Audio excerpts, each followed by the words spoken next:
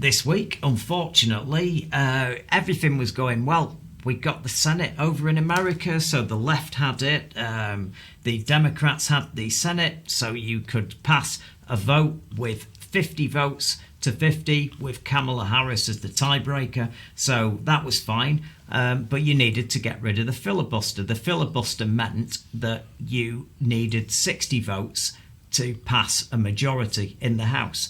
And that was a problem. So they wanted to get rid of the filibuster and then go to a situation where a majority vote that they've got 50 votes to 50, and they've also got the vice president to break. And it is a situation that happened last year. Over the last few years, it's happened the other way round.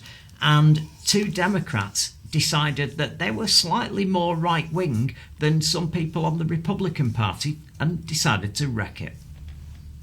Progressives are urging Senate Democrats to do away with the legislative filibuster, which of course indicates that the Senate would need 60 votes in order to pass most legislation, especially sweeping legislation that Biden wants to pass as part of his presidential agenda.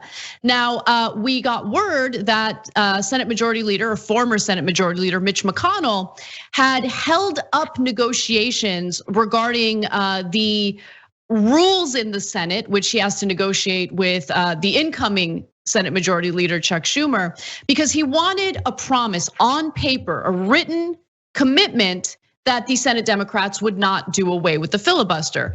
Senator Schumer said, no, I am not committing to that. We want to be able to have that option on the table. Well, we just found out that Mitch McConnell has decided to agree. Okay, that's fine. We have the power sharing rules in place. Let's sign off on this. Let's get the process going. And people were wondering why the change of heart? Well, it turns out that there are two Democratic lawmakers, conservative Democrats, Joe Manchin and Kyrsten Sinema, who have committed to voting no on doing away with the filibuster. And so I'm gonna go to their quotes right now, including one spokesperson for Senator Sinema, who says that the senator is not open to changing her mind about eliminating the filibuster. So she's not even open to that discussion. She wants to maintain the filibuster, which, by the way, makes it abundantly clear that the policies that the Democratic Party want to pass will be impossible to pass because they are not gonna get enough Republican senators to sign on with them. They will serve as obstructionists, and Kyrsten Sinema, a right-wing Democrat, has decided to side with them. Fantastic. Same with Joe Manchin. Joe Manchin says, if I hadn't said it very plain, maybe Senator McConnell hasn't understood. I want to basically say it for you that I will not vote in this Congress, meaning not vote to get rid of the filibuster. That's 2 years, right?